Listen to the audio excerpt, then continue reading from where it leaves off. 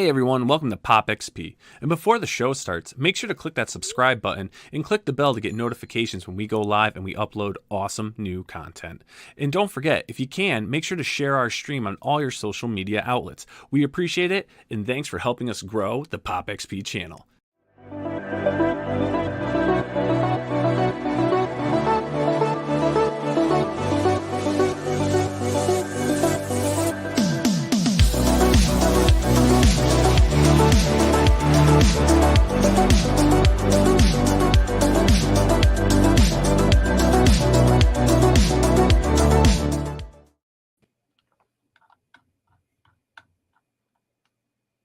Hey, what is going on, YouTube? Welcome. We got Mr. Blevins in the house, aka Mr. Unboxing. Me? That's me. What's up, bro? Dude, not much. I know I've said this before, but God, I got to tell you, I love that intro for Creator Power Hour. I love it too. It seems like it fits the theme perfectly. I love it. You do? Yeah, I do. You mean that? Yeah, absolutely. Really? I mean it. Yeah, I like that. That's cool. absolutely. That's cool. Oh, Nice. I'm right. You know what I don't like? What is that? When I forget to unclick that damn splash screen. It's I cool. hate when that happens. I hate when that happens. We were there in spirit. We were there. But you know what, Blevins? You know what I want to talk about before we get our fine guests on tonight is you've been working hard. You have been working hard at the Blevins Production Studios, It's crazy. kicking some ass. And for those that don't know, Blevins has a YouTube channel, Unboxing, man. Let's talk about that a little bit. Well, essentially, I got set up a while back with Atomic Mass Games to do some of their unboxings for some of their products, and they actually sent me this huge, amount of product, and then they just liked the idea of what I had to do or what I wanted to do, that they sent me even more products. So I have like all of the items that they make for both Marvel Crisis Protocol and Star Wars Legion and Armada and X-Wing. So I've been doing unboxing videos for their stuff for the last little bit. Been cranking them out. Very, very slow going very slow to actually get into doing the unboxings, because I had, after I moved all the stuff out of the store, it all came to my house, so I didn't have very much room to set up a studio. But now that I have the room and time, like I've been cranking these things out, becoming more and more proficient with Premiere Pro, and man, I love it. It's very therapeutic, and I love seeing all these different games, and I'm hoping to be able to continue to do more. Nice. And you're not only just doing the unboxings, though. You're going to actually have assembly videos, right? That is correct. We're going to have assembly videos, painting videos, and the name of the thing is unboxing. So like we do an unboxing, then we do an unboxing where we put everything back in the box. So it's pretty neat. Just a little play on words and stuff to get it going. But yeah, I absolutely love all this product. As most people may not know, I owned the largest gaming store in Arkansas for about 15 years, and miniature games was a large part of that business. And without me having the business now, like I really love getting back and seeing this product and being involved. So It's been a great opportunity, and I absolutely love it. Very cool, man. Very cool. And someone just subbed. Yeah, I saw that. Thank you very much. Awesome. Thank you for that, Tarks9. Yeah, amazing. yeah. And everyone just I'm subscribed. I've got the notifications clicked. I recommend you do the same. Click that over, and we'll make sure we post the link to the channel in our chat and in the description below. Yeah, they're sending me all the stuff actually before it's even released. So they've been very good about sending me product ahead of time. Mm-hmm. Now there are other channels that have already had established people that have that have thousands of views and stuff like that. But this is something that's new, and again, like it's for a gamer, or for a gamer by a gamer. Yeah, you're like at soft launch right now. This is you're gonna really pound the pavement with this. Very, very new out the gate. I've had the opportunity to get a couple of comic books. Like I got the Jim Lee 60 for 60 book that he did, so I got to unbox that. I have a bunch of Kickstarters and Nindiegogos that I haven't unboxed yet that I want to do. Awesome. Again, it's going to be a great accompaniment to everything that we've been doing on POPXP. Very cool, man. Very cool. And Renee says we're definitely going to check out your channel. That is awesome. And I hope tonight everyone checks out the campaign that we're looking at from our brother in arms here, Mr. Marat Mychaels. And for the first time, we've got Jim Hanna on the show. So it's going to be great to chat with these guys and talk about this collection that's up. And then Marat also has a little special assignment that's going to be coming up, which will be launching, I believe, on the 31st. If not, I'll have him correct me when he comes on. So without further ado, ladies and gentlemen in the YouTube world, let's please welcome Marat Mychaels and Jim Hanna to the show. What's up, fellas? What's up? How we doing? Oh, Jim can't hear us? yeah, we can't hear you either. Did you mute yourself? We heard you backstage. Yeah, go ahead and go back and come back in. Yeah, go back and come back in. There we go. So how we doing, Marat? I'm doing great. I wonder. Technical difficulties. Yeah. Go ahead. Yeah, log out. Yep. Freaking Jim. I wonder if he nothing's ever easy with him.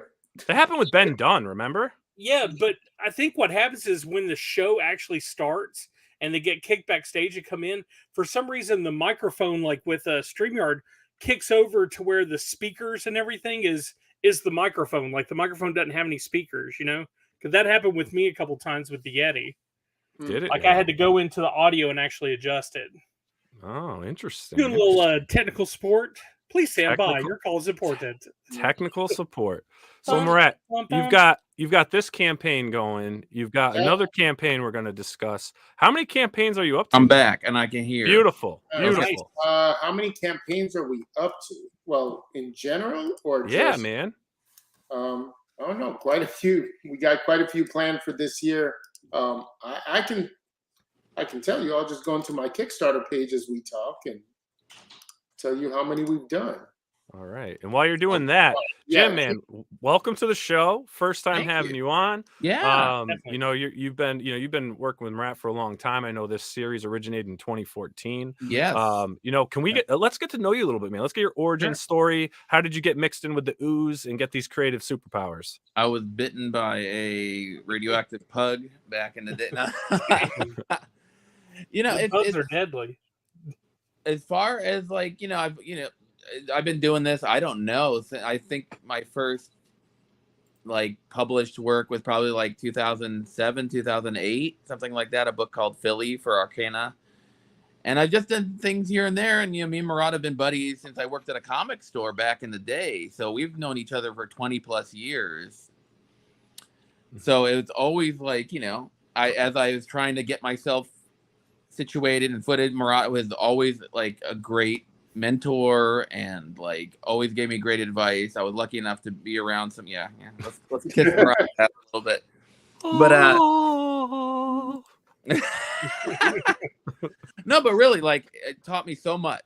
And so it was kind of a no-brainer when he was doing his own thing. He's I got this Notti and Nyce, and it was literally I think the first offshoot for Notti and Nyce, right? Your first your second.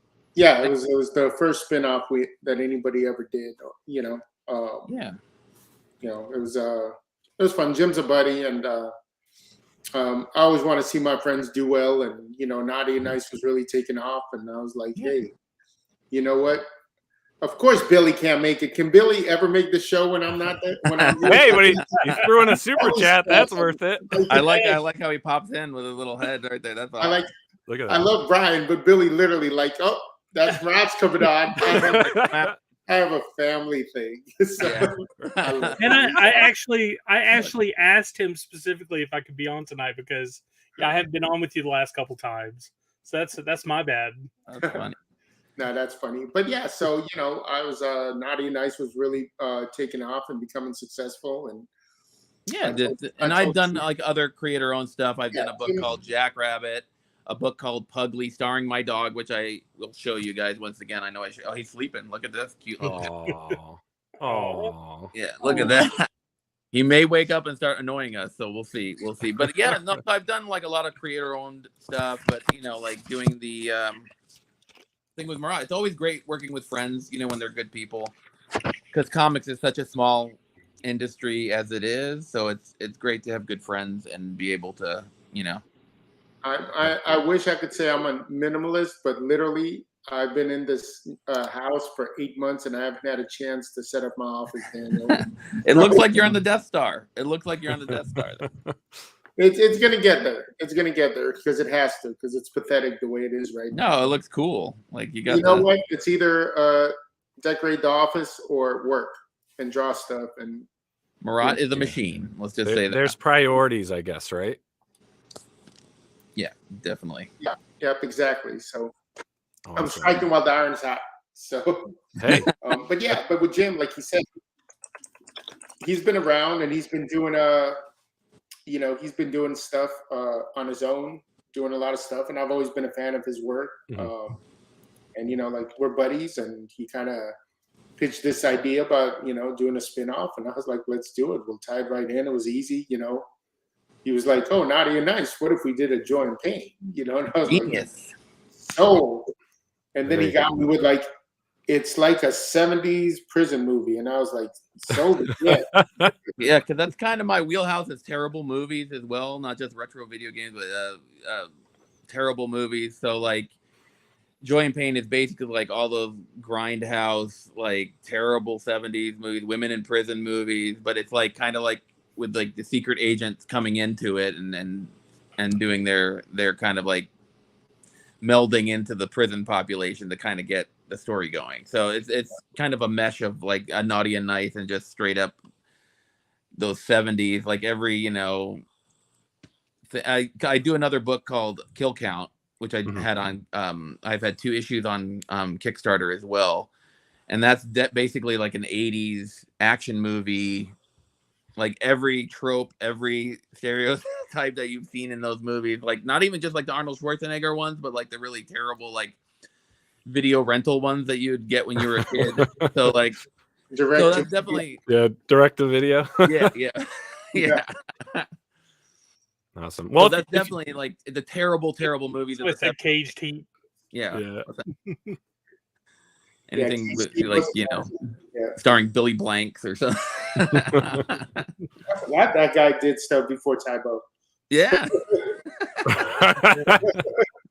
Hey, that's how I got my abs. Tybo. Yeah. No, I got some abs. I bought them on eBay. Yeah, there you go. So Jim and Ratman, if you don't mind. Excuse me. I'd like to ask you a few questions. That's new. Let's get into the campaign here, right? So let's talk about what are you actually delivering here to the potential backers? Do you want to take it, or you want me? I'll give the story thing, and you can give all the accoutrements, as it were, okay. all the extras and the covers and basically it's the 3-issue series all collected into one story and one book. So you're getting the full story. It's done. It's been done. Like we said, 2014. It's ready to roll. It's a fun story, and like hopefully maybe we'll do more. It looks like it's being pretty successful, so that's good. But yeah, like so you get the full story, and there's a bunch of great cover artists, and Marat can give you the whole rundown, including myself and Marat. Mm-hmm. Well, then we have Ebass, who's Ebass has always been since I started Counterpoint, Ebass has always kind of been there and done covers for us, so which is awesome. And then we have Elias Chatzoudas, who's amazing. I love his work. He is one of my favorite artists going in comics. He is just unbelievable. And then Dietrich Smith, who's another really good friend of ours, but also has worked on other Counterpoint books. He's done some Notti and Nyce stuff. He's done first couple of issues of Pray for the Sinner. The Pooh. He's worked on Do You Pooh. So he did a cover. And then, of course, my brother in arms, the only man that works harder than me, I feel like, Ryan Kincaid. Yes. Also provided a cover. So, it's kind of like, just a bunch of friends in the industry, people whose work both me and Jim love, and threw down some beautiful cover work, and we collected this story, and it's fun. I mean, if anybody's ever read Notti and Nyce and actually looked past the booby cover, the thing is, Notti and Nyce and Joy and Pain is very much in the same vein. It's almost like making fun of the bad girl genre. Oh, totally. Yeah, definitely. So we definitely don't take ourselves too serious in the books. No. So are they considered more kind of parodies? And they're not parodies. No? They're just kind of tongue in cheek. Yeah. But yeah, like the genre is parodying, like my book at least, not Notti and Nyce, but like this book is parodying the genre. It's not a parody per se, but it's definitely parodying, like they're in that situation and in that world, kind of. So And definitely. Before I forget, and he's on this chat, I want to throw a huge thank you out to Russ Cassidy. Russ. Yes, Russ is the best. All our Kickstarters, he does them for a lot of other people. He's just a kickstarting crowdfunding campaign machine. Guru. He's a savant. Yeah. No, he's awesome. I mean, you can tell Russ, I need something in an hour, and the whole damn page will be built out somehow. Like he's fantastic. And for us artists, I mean, Marat is a multitasking machine, but it's like you want to do the work, you want to create the story, you want to do all this, and then all the other stuff is so much extra work. It's hard to like market yourself. It's hard to build out a campaign and all the little things that go into it. It's very like it's a godsend to have people like Russ to help out, and like he does such a great job. Yeah. Now, is it a benefit, do you think, now, especially like, so for, crowdfunding creators who are kind of doing this solo, right? And their campaigns may be much smaller than, what you're doing, Marat and Jim and stuff like that. But as you start to grow, and running these campaigns starts to become like, how you get your productions done, how you get your books out there. Yeah. Is it essential to have someone like Russ, let's say, that can go and handle, kind of the structure of everything for you, get it implemented into the systems so that you can focus on other more imperative parts of the process? For me, definitely. Yeah. Counterpoint has grown. I mean, we used to do all the fulfillment ourselves. Me and my former business partner and my fiance, we would take out, a couple of folding tables. We'd open them up and we just do like, a whole Sunday of just fulfillment and try to get, 1 or 2 days. But it's gone to the point where, I hired a company that does fulfillment and they take care of all that stuff for me. And Russ answers the questions. And, it's not that I don't want to interact with the fans personally and the supporters personally, the backers, but it's just if I do that, then that's all you'll do. Yeah. I won't have time to produce other stuff. So for me, it's definitely, like you asked earlier, how many campaigns we've done. We've done 21 campaigns at this point. Wow. Yeah. So 21 campaign salute, son. What's up? Yeah. I appreciate it. This is Jim's third. Yep.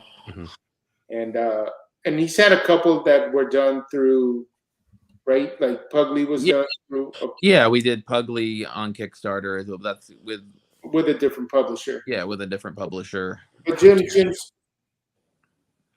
like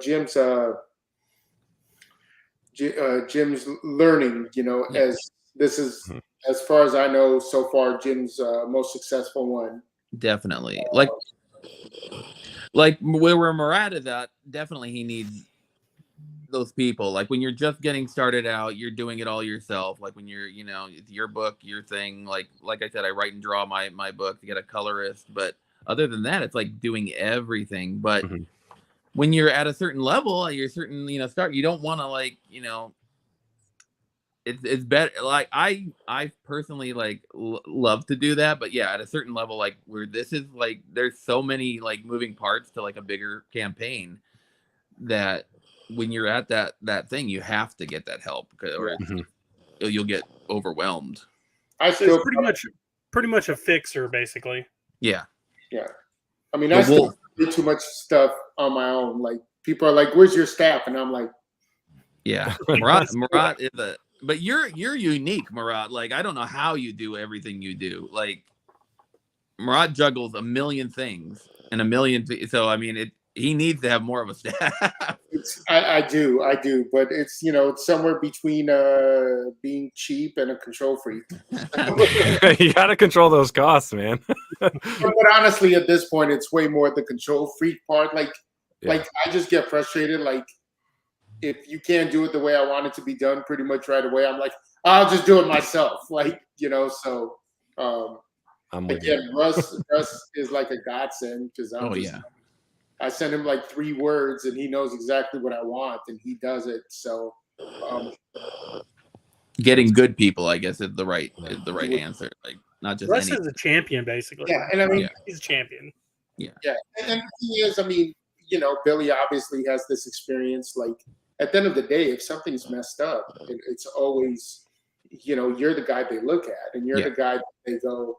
If my campaign isn't fulfilled right, they're not going, well, XYZ fulfillment house didn't do a good job. They're like, I'm not supporting another Marat Mychaels or Counterpoint Comics, campaign because they didn't fulfill my pledge right. They didn't send what they said they were going to send. So your name's on the line. Yeah, that's where the control freak comes from. It's I mean, I would love to have a staff that I can go chill on the beach somewhere and take a vacation and like 100% like my name is in good hands. But 21 campaigns, you build expectations, and I feel like you can have 21 good campaigns and 1 bad one. And how many years is that? That's a good question. Well, the first one we ever did was back in I did one in 2012 for the Blind Side. Yeah, it was Blindside. I was one of the first guys to jump on Kickstarter and try it. And so then we had 11 years basically. Yeah, it was 10 year. We just had like the 10-year anniversary. And that one at the time that was really good. I think we did 10,000, right around 10,000. I got a lot of shit from retailers. They were like, "You're cutting us out," and I'm like, "You weren't going to order my book anyway." So exactly. Order the book, guys. But then we really didn't do another one for a long time because I kind of had a formula for the way I was releasing Notti and Nyce. It wasn't coming out through Diamond or any distributor. It was very much me and a set of retailers. Retailers were buying from me directly, selling to their VIP lists or eBay or whatever. And we didn't really, it was very successful. Notti and Nyce was very successful. And then when that kind of formula started dying down, we did a campaign in June of 2017. That's where it really started. Yeah, and I was honestly, I was kind of Brian Polito's kind of been a mentor, and I started seeing what Brian was doing, and I was like, well, I know I don't have Lady Death, so I can't do Polito numbers, and I don't have But nobody can, but he's the king of that, But I was like, but we can do well. Our whole thing was like, hey, if I make 10, 20,000, that pays for this book and funds the next one and so on and so forth. And, we did, I believe, 34,000 on that Notti and Nyce Kickstarter. And then, since then we've kind of tried new projects and we've seen what works, what doesn't. And, just kind of narrowed it down, threw some ideas out there that we thought were going to go real big. They didn't go as big as we wanted them. And, we've kind of refocused and, been hitting in that 40, 50 mark regularly. And our last Kickstarter actually broke 100 for the first time. Amazing. Well, it kind of broke 100. It broke 100 and then somebody canceled their pledge at the last minute. Like literally last minute. Told you shouldn't have pissed me off, man. I was going to do it and I did it. I will pull my $20. We tried to talk him off the ledge, Marat, but he wouldn't listen. Let me ask you guys before we dive back more, because I have a couple more questions on the campaign, and I want to show a couple of the covers in a little more in depth. 13,000. Come on, people. Let's do it. Let's back it, people. If you're watching live, watching recorded, check it out, give it a back, and always remember to share on your social media, help out the indie community, post on your Facebook, Twitter, or Instagram. But you know what I really see missing in this realm is that mainstream media, right, the news outlets, the comic book sites and stuff don't seem to put any focus on what is being accomplished in the crowdfunding world. And True. and there's no reason why they shouldn't.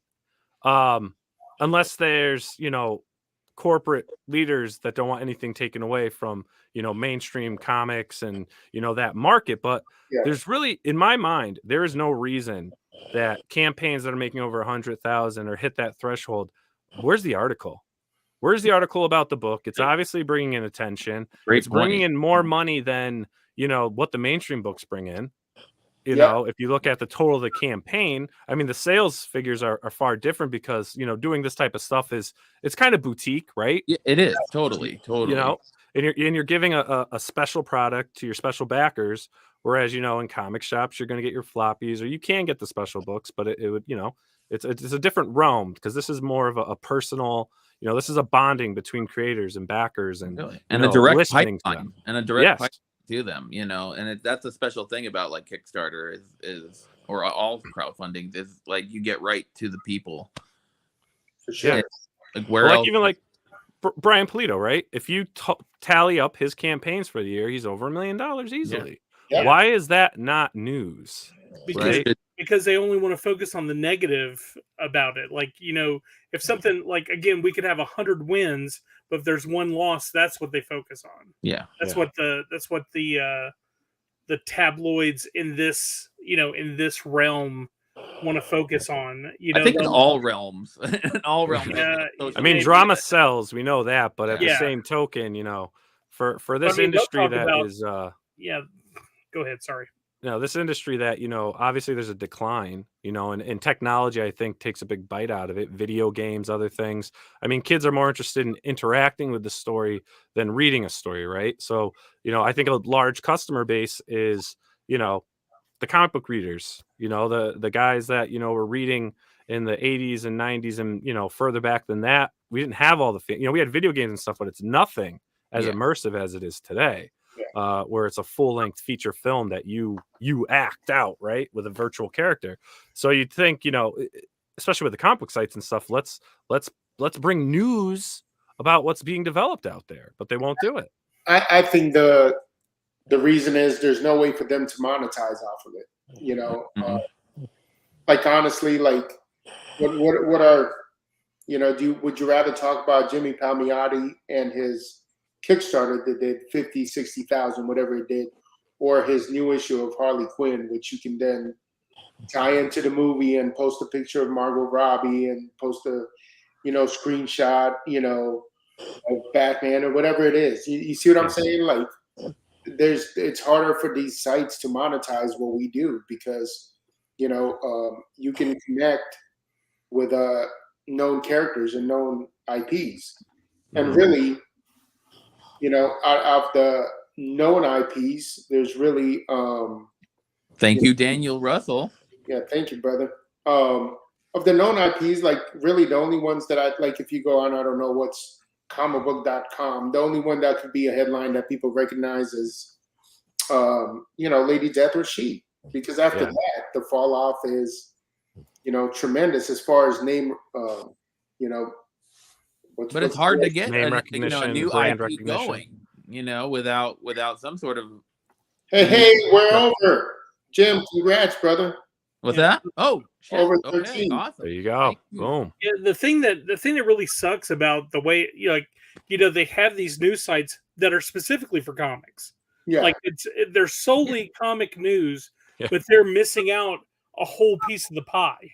Like they're just basically omitting a whole section, except for when they do talk about it, it's negative. They make it sound like it's just this horrible thing, even though there's so many creators that were treated bad by the mainstream that are actually finding success now in self-publishing and independent comics. Yeah, and again, it's and we get to do what we want, which is ultimately kind of. If you're a creator and your dream is to, write Spider-Man or draw Batman or whatever, like, good for you. That's awesome. Like, but, I think like part of that dream is also, you imagine yourself making a good living doing it. And sometimes that's not the case. Like I've been a very successful early on in my career, being, the first image rookie and being on these, from the word go, being on books that sold $1 million. I mean, million copies and getting nice, royalty checks early on in my career to, fast forward 6-7 years later. And I'm a journeyman, artist looking for work. And, that past success means nothing to anybody. And I'm, calling editors and, trying to get work. And the pay isn't what it used to be. Yeah. To do like freelance. Look, when last time I worked at Marvel in DC, what my page rate was then, and that was, I think goes back to 2011, was the last time I worked at either one of those companies. Wow. I talked to people about the page rates, and I was like, you're basically getting the same page rate I did 10 years ago. And I was, and I wasn't getting it wasn't like I was getting a special rate. I was getting basically, your starting rate. So I'm like, in 10 years, they haven't. And I know for inkers and colorists, they've actually gone backwards on page rates. Really? Oh wow. Yeah. Oh yeah. So I know guys who've had, who've come in and have been, had to renegotiate to get more work and, take less. And guys who have come in and, I'd ask them what their page rate. I talked to an inker and he told me his rate. And I was like, holy crap. Like the guys I worked with and the guys I know that have been in the industry for a while, working for the big two, like their rates, were bigger years ago. So they're, as sales decline, you know how it is. Like, the CEOs don't take a cut in their salary. Yeah. Of course not. They're gonna fire some, some assistants. They're gonna fire some, lower level execs. They're gonna get rid of the mailroom. They're gonna do whatever they need to do. But their salary is not shrinking until the absolute positive. There's no other way out of it. So, it's clearly the same thing. Like, and the other problem is there's always a new guy who's willing, and God bless him, because I remember being that guy. If Marvel came to me when I was 19, 20, 18, whatever, and were like, hey, draw this book for us for like $20 a page, I'd be like, sure thing. Oh yeah. Get to draw Spider-Man. But then they wouldn't give you credit for the page though. That's true. So like, but I got a lot more than $20 a page, so it works out. But you know what I'm saying? Like anybody, like you go and you go, hey, I need extra, $100 a page while I'm walking. Well, then they're gonna look and go, unless you're a name. Yeah. I got 500 samples here that I got yesterday of guys who want to work in Marvel Comics. I'm sure there's a guy in that stag that would be happy to take your place. So I have a question. I think you're the perfect person for me to ask. Like, so you were around during the million, like I said, the million copies sold time period. So right now, like there's obviously a huge problem. People actually buying the books, especially in the mainstream, right? Mm-hmm. Do you think that it's a downplaying collectors wanting to collect the new books? Do you think it's the stories, a combination of both, and do you think that if there's something that the Kickstarter and the Indiegogo, crowdfunding books, is there something they could do to bring those collectors in to maybe help solidify the secondary market on most of these Kickstarter and Indiegogos, which would help basically increase numbers? I actually think we have more true fans in crowdfunding than we do in mainstream. Oh, absolutely. Because we literally, like, you kind of discover what your base is and you give them what they want. Like I said, we tried, 21 campaigns. I threw out some ideas out there. They didn't resonate as well as I thought they would. I just learned. It's every campaign, while it was successful in its own way, was a learning experience. And it's a great way to test your market too. Yeah. Like see what your fans like, but the beauty really is doing what you want to do the way you want to do it. And so we're given to whether they buy it, they buy it for the story or for the, rare variant that we offer on our campaigns. whatever it is, we're really giving them exactly what they want. Yeah, like you yourself, you definitely have. I mean, you have the variant game on lock, bro. Like when you type in variants and people who created variants, when you talk about that and you look it up in the dictionary, like there's a picture of you holding a poo book. You know what I'm saying? Like you got it on lock, and that's why I'm asking. So like your variants hold their value on the secondary market. Well, you go online and you see people buying those books. You see people actually trading and wanting to collect those books, but you don't see that with other books that are on Indiegogo and Kickstarter. And I'm wondering, how do you bridge that gap for these other, people that are getting into this? How do you get that collector market in here? Well, again, the thing is, it's supply and demand, and it's not being greedy. When I started doing the Do You Poo books, I was keeping the print fronts to 25, for the longest time. And people were like, well, why aren't you making the print right 50? And I was like, well, if I got 40 fans of this book right now, and there's only 25 of them made, then it's basically, 15 people are going to want this book, and the other 25 are now going to start setting market prices, for these books. And if I do 50, and then everybody has one, but then I'm sitting on 10, then that book's going to devalue real quick because, the demand is, the supply is greater than the demand. So I was able not to let my greed get to me and go, I could sell 15 more books. I was like, no, this is the number. And as it's grown, those books have begun, crazy in value. I mean, I get people sending me like screenshots of books that sold, hey, this book just sold for $800. I'm like, holy crap. Like, yeah. Well, it's kind of like, back in the day when we had Wizards magazine. I'm kind of aging myself now. Yeah. Back when we had Wizards magazine and everybody was talking about, the new up and coming books, and you would see these books that you didn't even know about. Like, the perfect example is probably Trent Kanuga. Trent Kanuga's Creed. Yeah. Like back in 1994, Hall of Heroes, like what? There was like maybe 500 to 1,000 copies of that book initially. And I mean, like it was huge. Like at the time, it was blowing people away. His artwork was incredible. The story was good. Like, so people flocked to that.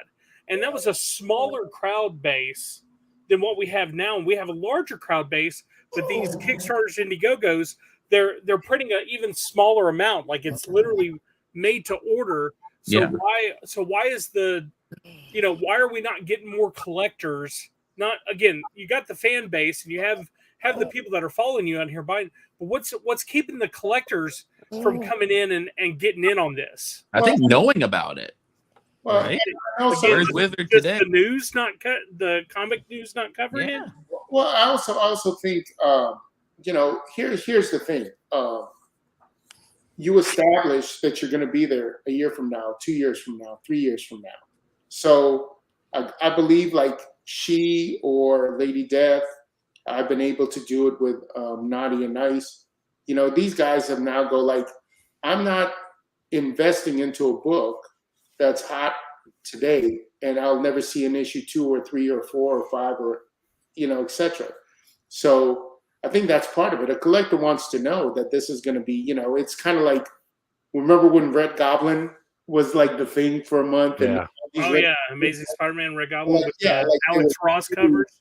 Yeah, they were like huge, or the Yellow Lantern or whatever it was, the Golden Lantern. Yeah, that was good though. So it's like, like Punchline. Punchline was the hottest character in comics for like 3 months. Mm-hmm. And then all of a sudden, she's not.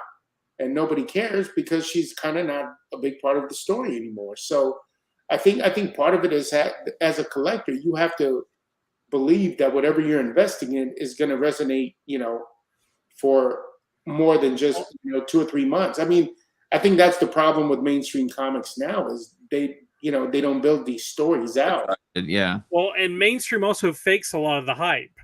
Like they make their ads where they're like, the hottest new character Punchline available here. Oh my God, check out the hottest new character or the greatest new character. When they're the ones that are promoting it and stuff, and people are like, man, I got to buy the hottest new character. Man, I got to buy the newest, greatest thing that just came out. Or Wolverine's dying. Yeah. The end, Wolverine. Till next week. Yeah, exactly. And then No, I was just gonna say, and again, you gotta know what your base That's is. awesome. Like I see it all the time. People 65%, you think, huh? People see like Lady Death or Notti and Nyce, and I'm not, obviously one is way up there and one is way lower, but you see that and you go, oh, it's just TNA books, so I'm going to do a campaign with TNA books and it's going to do phenomenal. Well, no, I look at a bunch of those and I'm like, well, this guy's 30 days and he's at 5,000 or he's at 7,000, and he has a lot of the same artists that we use for covers, and your characters still have to connect with the and have a story for Yeah. No, but I'm gonna toot no your point. horn, Marat. I'm gonna kiss your butt here on YouTube here. Like Marat has always been ahead of the curve and always a leader as far as like doing so, like variants and all that kind of stuff. And people follow that. Obviously, people, they say that works for Marat. He was just saying that, but it works for this campaign. I'll just copy exactly what he's doing. But they're missing the point of the characters, the story. And having, people do buy stuff for the covers, but you want to have something cool that you want to give to people. You have to connect, especially through crowdfunding. I feel like you have to connect with the people you're selling to. They have to believe in you as a creator as much as they believe in your product. Which means you're out there, you interact, you're accessible. They can meet you at a convention, or if you post on Facebook or Instagram or Twitter or whatever it is, and they say something to you, you're going to respond. They want to know that you not only say you appreciate them because they just backed your campaign, but you actually don't think you're above them in any way. And if you we all of us have X amount of time during the day, so we can't just respond to everything all the time. But I think that's part of it too, is connecting with the people, not to, make this being genuine, right, Marat?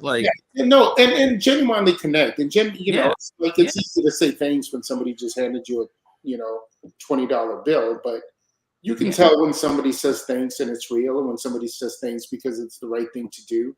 And you can tell when somebody is trying to connect and when somebody really connects. I mean, nobody connects better with his base than Brian Polito, and it's why his base loves to support him. Because he is just, they know he is authentic. He is their type of guy. And he is who he says he is. Yeah. Brian is Brian. He is that character. That is him. Well, and again, he throws a whole convention for his fans. It's a big party. It is true. Yeah, and he's got a great IP as well that has been generated over a long amount of time. Like that's one of the things that upsets me is that, I mean, granted, there's still a lot of people that love the stuff you're doing, Rod, but man, Pray for the Sinner should be way bigger than it is, because I mean that's just like a badass book. Like it's a badass book. It is. Like why are more people not talking about that? I think part of it is, maybe once we Russ, again, to throw his name out there. Excuse me. Russ is always like, you got to do trade paperbacks, because I think part of it too is I actually do believe there's a lot of collectors, because I know a lot of guys who are like, oh, I've supported all your Kickstarter books, but I've never cracked one open. Like they get them, they're bagged and boarded, they're in perfect condition, they put them in their collection. They love to own it. They love to, if their friends go, hey, I have, the Pray for the Sinner #1 Mike DeBoffo cover. Go, oh, I got the eBass. I didn't get the DeBoffo. I got to go and find the DeBoffo on eBay or wherever, whatnot. So I do think there's a lot of collectors that don't crack the books open. And I think once you have a trade paperback, which people are more comfortable cracking open and reading and throwing around and dragging on a plane with them or whatever, I think then people will kind of go, oh, there's a good story. It's not just these great covers. There's good artwork inside, and I've kind of seen that with the crossovers I've done with some other companies. I've seen people go like, oh, I really, because I follow, Vampirella, I had to read the Vampirella Pray for Sinner crossover, or because I follow Red Sonja, I wanted to see what this Battle Fairy Red Sonja book was all about. So I think that has helped, and sometimes look, you see it all the time. These books that were produced on a small scale, in 2002, all of a sudden are a TV show on Netflix 20 years later. That's true. Right. That's very true. That Yeah. happens all the time. And I think, stuff like that, is where the collected editions really come in and, help people discover these, these properties. And then the other thing, I mean, for me personally,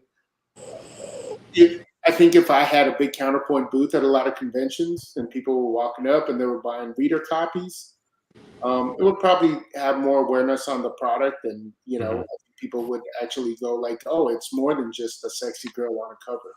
We need Wizard Magazine back. That's what it is. That's all. All the problems will be solved.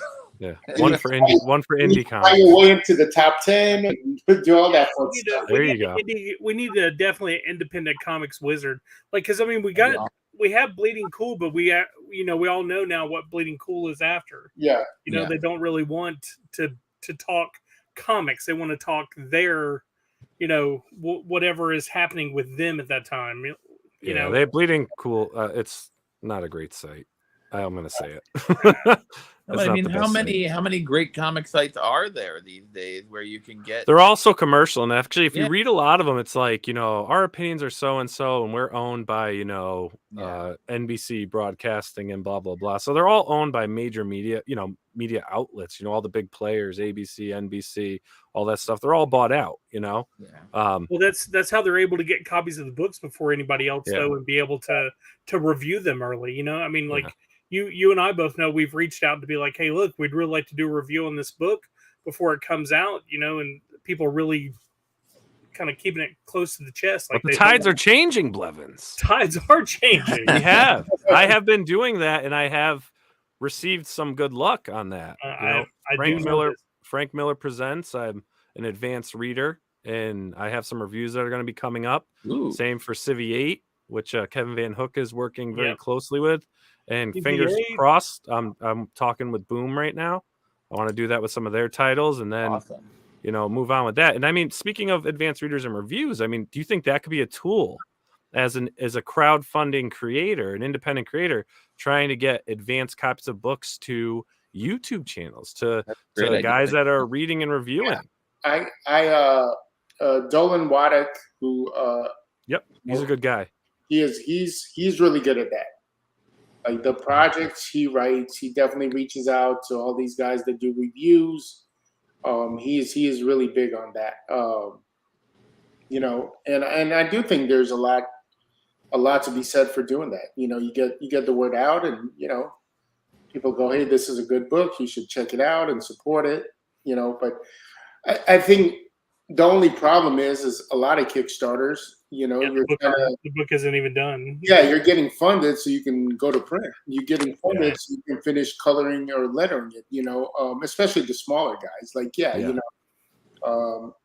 So I think that becomes like one of the issues is you need the money to finish this project, which is what crowdfunding was initially, invented for anyway, or started. So. Then it's kind of like, well, how do you do that if you need the money? And again, do you send like a half-finished book? Then what's your review going to be? Well, what I read was good, but I'm not sure how it's going to end. Or good in black and white, but color could ruin it, or maybe color can save this crappy artwork. Like what? I mean, all reviewers are nice. They're not looking to give you a nice review. I think they're looking for a reason to give you a shitty review, and you gotta, pleasantly surprise them. I have to say though, go ahead, Blevins. I was just gonna say that just reminds me of Joe Catapano's Star Circuit, which I definitely hyped that book so much, and man, it absolutely delivered. And I try to get the word out and let everybody know, like, hey, look, this Star Circuit book is incredible. You guys need to read it. But nobody seemed. They're like, okay, well now the book's out. Like, we're on to the next thing. Yeah. But a lot of independent creators, like at least maybe I would say a good average twice a week between Facebook, Messenger and Twitter Messenger, I have books. People send me their books if they're, they're either completed or they're, almost done, or, even if it's rough in a script and it's, roughly lettered, they want that, hey, can you read this? Do you like it? This and that. And a lot of them want to come on to promote. And there are some, I'm not going to lie. I mean, not everything's good. There's some I read and I'm like, oof, I don't know how to respond to this. And then there's other ones I read like, oh wow, this is freaking awesome. You are onto something. But there are some people doing that, trying to push it. But like you said, Marat, I think you kind of did hit. You kind of countered my question with good responses. Crowdfunding is about getting the money to produce the book, right? So maybe once the book's produced, maybe print a few extras and try to send them out. Yeah. Definitely. Like I saw a guy post on Facebook that he's done with crowdfunding because he had to replace, like 5 books. And that just tells you how close the margins are, Yep. reprinting those 5 books and the shipping it costs, obviously for that guy, like that cuts into already a tiny profit margin. And so, you also have to think like, yeah, you want to produce this book, but then at the end of the day, like there's a lot of time and money invested into producing these books. Yeah. Almost nobody that you see on, any crowdfunding campaign, writes, pencils, inks, colors, letters, their own books. So, at some point, whatever they do, they had to pay somebody to do all the other things, much less the printing and the shipping. Yeah. So, if you spend, 2, 3, 4 months pouring, your heart and soul into this book, whether the book is phenomenal or shitty, it doesn't matter, then you would hope, that you have a few dollars at the end of the day to show for it. Yeah.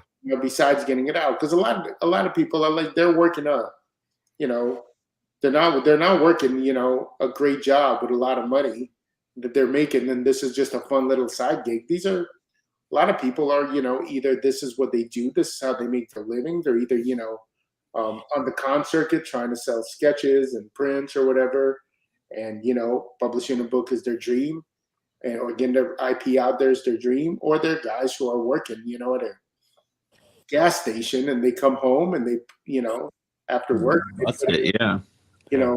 3-4 hours as much as they can before they go to sleep and wake up the next day and have to go, and work a day job or night job, whatever it may be, to support themselves and their families. So yeah, comics are not easy. Comics are not easy to produce at all. And it's a labor of love, really. Like you have to love to do that. There's lots of easier ways to make money. Yeah, right. No doubt. Right. And I mean, and even when you're successful, it's still not exactly easy. I was just literally talking to Jim, 4 or 5 hours ago, that there's a side project that I'm working on that I actually have a blast drawing. Like I can't wait to get to the next page. And the inker I'm working with is just, every time he sends me a page, I'm like, holy crap, this is like so awesome. I've seen some things. It looks good. But then like, secret, Jim, secret. And I have like, I wake up in the morning and then I have like 4 or 5 guys who want to do poo covers. And, and I got to sit down and draw these poo covers because, as a publisher, more than as a artist, I want to make sure these guys have covers so they can do their variants. Yeah. So now I have to deliver those covers, not because I particularly want to draw them, but because I want them to, produce variants through my company. So even if you're, experiencing success, you're still sometimes, stuck, you're, as they say, a victim of your own success. Like you're a prisoner of, of your own. Of the poo. Prisoner of your poo. But, let's just want to jump back. Cover. What's that, Blevins? The Pooh Dune cover. Pooh. Yeah. Pooh. Speaking of covers, though, let's just take while we can blow some up here. I mean, here's Jim's There's cover. mine. Yep. Which I freaking love, man. Oh, thank you. Something about this cover just like Hmm. just makes me love it. I can't describe it. It feels warm I inside. appreciate that. It's just action. I love Yeah. Marat had the idea for that, by the way. And this is just pure beautiful. Like, oh my gosh. Yeah, gorgeous. Elias this is was this next level. He's so Yeah. awesome. Yeah, I feel super lucky to be able to get him on that cover. It's just perfection, Incredible. this guy. And of course, Ebass. Ebass himself. Come on. Yeah. The amount of You think detail. they're okay? You think they're okay? You think they're gonna make it? I don't know. They're gonna You be- have to read- you have to They're read the gonna hit book. be in the sequel. I don't know. What a prediction. Will they survive? Now before we jump into Marat's other project here that's going on, what I want to find out though is you kind of described it a little bit, but what's a synopsis? Like what's the story about? Well, basically, they have they're secret agents. They're going into this women's prison on an island. Just like every one of those bad 70s movies, and they're the fresh meat as it says there. So they're going in to find somebody in the prison population that they need to get and extract out of there, and so they're going to be like playing the part going into the thing. And then there at the same time there is this prison lady, the big bitch, as she is known, she is making their lives a living. That's her married name. Her married name. Yeah. She kind of has like a Leslie Easterbrook from Police Academy thing going on. Yeah. So there's something off. Like there might be more of a connection with that, to why this person wants to go after them so bad, and kind of know. So there's like a past thing happening, not to ruin the story or anything like that. But yeah, there's some more going on of like revenge type stuff, and it's just a mess of stuff going on, and they're getting tortured at certain points. But then they get out of their fix. One does in prison. With that. As one does in prison. Yeah, there may be prison showers. There may be, Oh, I like that. That's cool. Yeah. Like I said, it goes into the tropes. Obviously, like it does, like that parody thing. But yeah, it's like basically their mission to go in there and get to that person. But then there's also their past coming after them at the same time to kind of take them down. Awesome. How many pages is this in total? I think 44. 44. 44. Yep. Right, Marat? Yep. 44. Nice. So anyone out there, if you're looking to back this campaign, the link to the campaign is actually at the top of that live chat. The link is in the description below, and Blevins has been posting it throughout the chat. Thank you. Give it a look, check it out. Back the campaign if you love it. If funds are tight, you know the rules, guys. Just help share. Grab that link, share it on your social media, Facebook, Twitter, Instagram, whatever you're doing. If you want to talk about a good book and you're a fellow podcaster, bring it up on the show. Bring it up on your show and chat about it. Always appreciated. Like for small books, it's everything. You guys are doing such a great job. Like, thanks. It's a fun ride. Like that's for sure. Yeah. Like I want to be entertained. Like when I do my books, like I said, my other book as well, Kill Count, which is like the 80s action movie one. Same kind of vibe of just like, let's have fun. What would you want to see in this movie or show or comic? Like it's basically just, that's the beauty of Kickstarter, doing what you want to do. So it's what I would want to see. Very nice. What's up, Ethan? Ethan in the house. What? And then so let's talk a little bit about this crossover you got going on, Marat. All right. So we did the Pray for the Sinner and Vampirella crossover, and that did really well. Mm-hmm. And then congrats on all your success, brother. Another king of crowdfunding. Marat's up to 21 campaigns, man. 21. Woo! Man's got to do what a man's got to do. Right.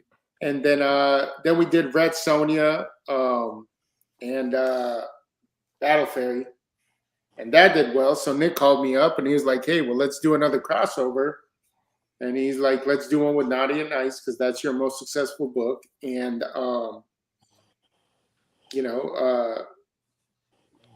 which one of the characters do you want to use? I was like, well, we kind of used the two big guns in the chamber, like really Dynamite Entertainment. It doesn't get bigger than, Vampy and Red Sonja. So he was like, well, how about both? Sold. So Old American. yeah. So what we did is I got Dolan Waddick, who we talked about. Him and I kind of had a loose plot. He came in and tied everything up, really made it nice and tight. And then Sajjad Shah, that's an Elias cover, which is stunning. Wow. Beautiful, beautiful. He's so good. I wouldn't mind sitting like That in needs the to be a middle there, poster. right? Just sit in between all of them. It wouldn't be a bad evening. Wouldn't be a bad evening at all. Nope. Whips and chains.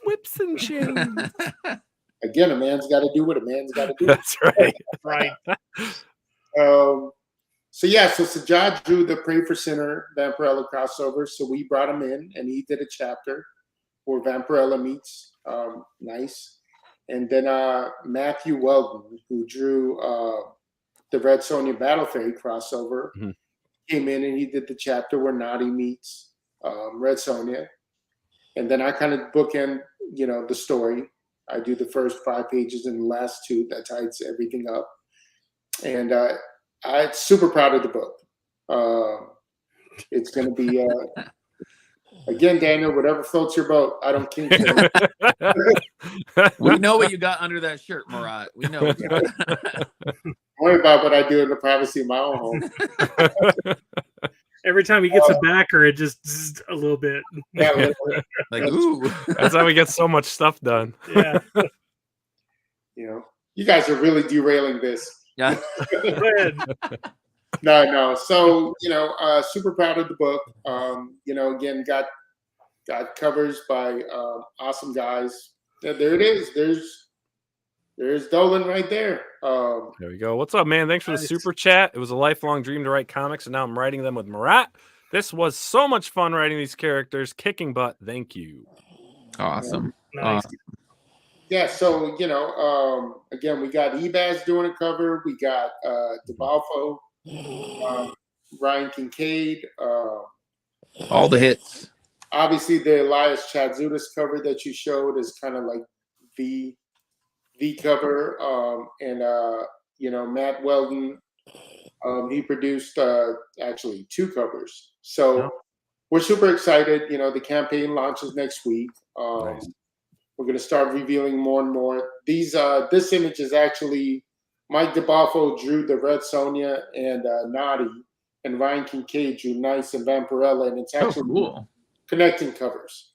So you can have it as one image of the 2 girls, or one image of all 4 with the connecting covers. Thought it turned out really cool. How can you not get them all? Yeah, so Gotta collect them all. Galen, what's up, brother? How you doing, man? Congrats on all your man. too. I knew. What's up, Baylor? Yeah, me and John share history. We were both at one point assistants to Rob Liefeld. So you guys were a bit extreme, weren't you? Oh, Malin came way after, but I came before there was an Extreme Studios. He came after an Extreme Studios, but But many gritted teeth in between all of that. We like John angry people. Yeah. with lots of rendering. Yes. God the bless good stuff. A lost art in comics is the awesome rendering. Very few do it, and even less do it well. True. But yeah, so this is like, as far as indies go, you really don't get bigger, than being able to cross over with these 2 characters. So here we are, and I'm super excited about it. Like next Tuesday. Tuesday? When's the 31st? Tuesday. Yep, Tuesday the 31st. Yeah, we're kicking off the campaign, and I think it's going to do really well, and I can't wait. I hope we offer. I'm sure everybody does, but we offer PDFs for people to read. As part of the campaign. So if you don't want to crack your book open, you buy your your cover that you love, you're a collector, you keep it and just read that PDF as much as you want. So It's the future. yeah. Yes, that's awesome. Wish I could just have that like as a hologram, just to, like, when people ask me questions, I could just give them like movie quote answers and just That'd hologram. be awesome. That's my next Kickstarter. Hologram responses. Hologram responses. Yeah. You got a dart in your neck response. Yeah. Darn. Hate it. Love it. No, that's awesome. So you're going live on Tuesday. What time's the campaign kickoff? I believe it's 7 Central, if I'm not mistaken. I think that's what we're shooting for. Are you on Central Time, Marat? And I am. Yeah. I'm a new Texan. Like literally, I literally at I guess it would be 8 o'clock my time. No, it'd be 7 my time. I was like, oh crap, I gotta get on this real quick. I'm gonna be late to the show. And then I was like, oh shit, I'm still on Phoenix time. Like, yeah, so I still get a little confused by the time sometimes because I forget. Yeah. So, but yeah, We're gonna come back on and we're gonna look at the covers and the campaign and all that stuff. heck yeah, we'll show you some of the awesome interior pages. Like I said, this is probably the book I'm most proud of because I just think both Sajad and Matt are just freaking amazing artists. yeah, they're both killer. Like, And they both did great work in this. And like I said, Dolan, like I said, I gave him a really loose plot and he kind of really tied it together and added a lot of nuance to it. So super excited. And this might be leading into another Kickstarter with, a different crossover. interesting. Not They Dynamite, but this might be the seed might be planted in the Notti and Nyce universe. That's gonna go into another Kickstarter that we're gonna launch this summer. I'm not saying it is, but Ryan Kincaid. Mhm. Oh, wow. So, Let's just look at this again, though. Yeah. I'm looking at this and I'm getting really pumped for this crossover. I like how the back has the Like- V for Vampirella, the RS for Red Sonja, and then the NN for Notti and Nyce. it's awesome, and that's all Elias. Like, I've been on this show. I tell you guys all the time. Like, I let guys do what they do. Like, I don't hire artists and then try to micromanage them. Send me some layouts. Let's find a layout that I'm happy with, and then, do your thing. Like, be an artist. Like, I hate that. I hate being micromanaged. So, as an artist, so as a publisher, I don't ever micromanage my guys, and usually get their best work because they're excited, right? Marat, let people be them, and yeah, I mean, like if you're hiring a guy for a reason, then let's just let him do what he does. Yeah. So, yeah. Daniel Russell is pumped. literally, Literally pumped. yeah. Super pumped.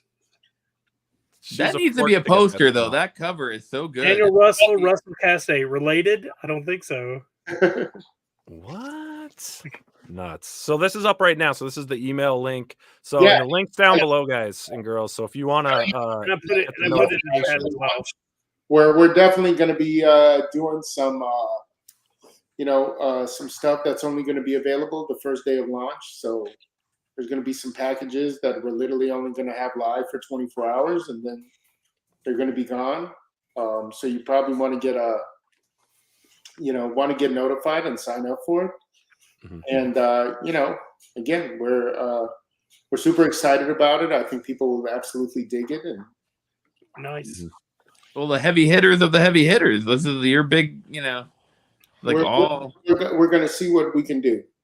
The only thing that's holding me back is I can't show any nipples. really? Well, because of Dynamite. Sonja and Vampirella, we can't do any Oh. Naughty covers, and I know those Notti and Nyce fans love their Notti covers.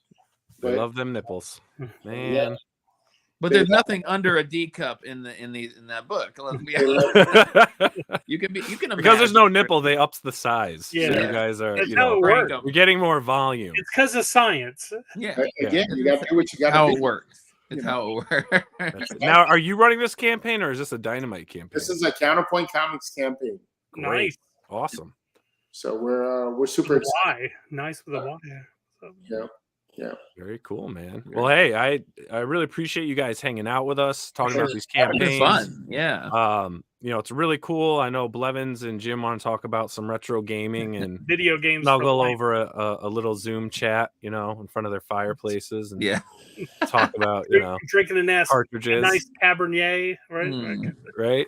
Like But that. no, this is cool. I really like what you guys put together. It was just some great, fun, sexy books. It sounds like, Jim, you got some great escapism, some action, some humor in your book that I think a lot of people enjoy. And of course, Marat, with this crossover, I think that's going to be just dynamite. Huge. No pun intended with the collaboration.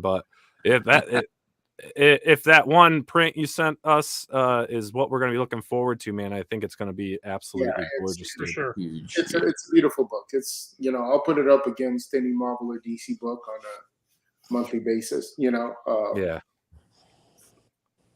And the amount of talent on there too. Like, love Sajad. I love Matthew Holden's work too. Like, yay! And Marat doing interiors. I know. Movies? You're doing the interiors on the book? I'm doing the bookend. So I'm doing the first 5 pages and the last 2. Oh, nice. Killer Marat art. Yep. And then Sajad and Matthew are doing their chapters, which are 10 pages each. So I guess actually I'm doing 8 pages. My math is off somewhere. There's a double page spread, so I count it as 1 page. Okay, that counts. In the book it's 2. So it's exciting, super excited about it. And we've had awesome support from the fans, and I don't see this being the one that they leave us. So awesome. Now, if you don't mind spilling the beans, if you can. So this campaign is going on, right? Jim's running this campaign, and then you've got the crossover. What's after? Anything you can talk about after that? Man, so many. So we got I'm super excited. I'm not saying what it is. Nobody's doing anything like it, but I came up with an idea. I've shared it with Jim. Jim's one of my buddies, so one of my confidants. We're doing a new book this May that I think is really going to resonate with people. I think it's a great story. Again, Matthew Weldon is drawing it. It's not Zombie Baby Russ, even though we are doing that. Zombie Baby and Candy is another book that's coming, and that's a fun one. But easy one. But this one, I think is really gonna resonate with people. I think the visuals are gonna be fantastic. I think the character is gonna be something that people are gonna get behind, and I think we're gonna have a huge hit with it. I mean, I guess anybody who does their own book thinks they're gonna have a huge hit, but right. You have the pedigree though that shows that you can do it. Yeah. I really have high hopes and belief, and at the very least, I'm going to be super proud of it. It's awesome. Yeah. Right. So awesome. I look forward to it, dude. I look forward to seeing that. And tomorrow night, everyone, just so you know, myself, Blevins, Tucci, we're going to be on with one of our good friends now, and we've got the honor to get to know. We got Mr. Will Sportacio back on the show. Yep. We're going to be talking his X-Men Legends run, what it was like to create it, what he wasn't able to put in the book. And he also did some great art for Snap, which, Marvel Snap, which Blevins is going to dive into. That's his forte, but it should be a fun show tomorrow night, 9 p.m. We hope you guys join us. Mobile game of the year last year, and it only came out in October, so that tells you a lot. Beat out everybody. Raid Shadow Legends. My buddy loves it. Yeah. Huh? I'm not a big mobile gaming guy, but my buddy is obsessed with it. It's actually not pay to win. That's the brilliance of it. All the other games, Diablo Immortal came out, and it was such a horrible deal, and then the breakup with NetEase and Blizzard just kind of killed that game. But I mean, like Marvel Snap, it is fanfare at its best. You get game. Sorry, Levins. Hey, Levins, compose yourself with this excitement. Talking about games. I promise I won't bring up games anymore. Backstage. No, let me tell you. Backstage. I'm gonna have that in my dreams tonight. I'm gonna get slapped by Will Smith. That's funny. Keep the game out of your mother effing mouth. Keep. All right. Well, hey guys, thanks so much for coming. I appreciate Thank it. We'll you. continue sharing the campaign, on our social media as well periodically. Appreciate See if it. we can help with the Appreciate it push so on that. And I just want to double check. When's the campaign? So there's 12 days to go on this. 12 Yes. days to go. You broke 13K. Hopefully it keeps growing. And everyone that's Let's joined hope. us tonight, thank you so much. Russell Cassidy, Daniel Russell, John Malin, Ethan Van Sciver. We got who else we got in here? We got Turex Indie 9. Wrestling. We got the Spirit of Green. Just kind of quickly scroll. Scott, no, thanks for coming in. Renee, thanks for coming in. And a bunch of other Tarks 9, thank you. Ara, thank you. Efron, thank you. Great chats tonight, guys. Thanks for the super chats to those out there. And we'll see you all tomorrow night. Make sure to click those links below. Follow Marat Mychaels and Jim Hanna on social media. Jim, where can people find you? You can find me everywhere. I mean, Instagram, I'm the great. My tagline for that is Jim Hanna Sucks 2004 on Instagram. That's the best way to kind of see the art. Facebook, I'm very active on, and Twitter is just where we all just spill our bile. Just Jim Hanna on there. But yeah, you can find me. You can find me everywhere. Awesome. And Marat, for you? I'm on Instagram as Marat1200 or Counterpoint Comics. I have 2 accounts on there. One is the company account. And then on Facebook, obviously Marat Mychaels. And then we have a Counterpoint Comics page, and we have a Do You Poo official fan page for all those interested in the poo. And then I have a Twitter account. It's at Marat Mychaels, but I hardly ever tweet. Actually, I was thinking today I got to dive into Twitter and be more active there. So, enjoy Put the your hard cesspool. hat on it. Enjoy the Or cesspool. helmet or whatever. I have to shower after every use. That's kind of why I stay off of it. But Yeah. He's smart. There you go. But all right, guys. Thanks, Marat. Thanks so much for coming on, Jim. It was a pleasure meeting you and hanging out with you. Yeah, really. You guys are more than welcome anytime to come on the show and hang out. Awesome. Love to. Absolutely. yes. All right, everyone. Have a great night. We'll see you all tomorrow night with the great Will Spartasio. Yeah. Peace. Later, guys. Hey everyone, thank you for joining us on POPXP. If you haven't already, make sure to click that subscribe button and also click the bell for notifications when we go live and we upload some awesome new content. Also, don't forget to head on over to Twitter and follow us at the POPXP and over on Instagram at the POPXP. Thanks again everyone, and we'll see you soon.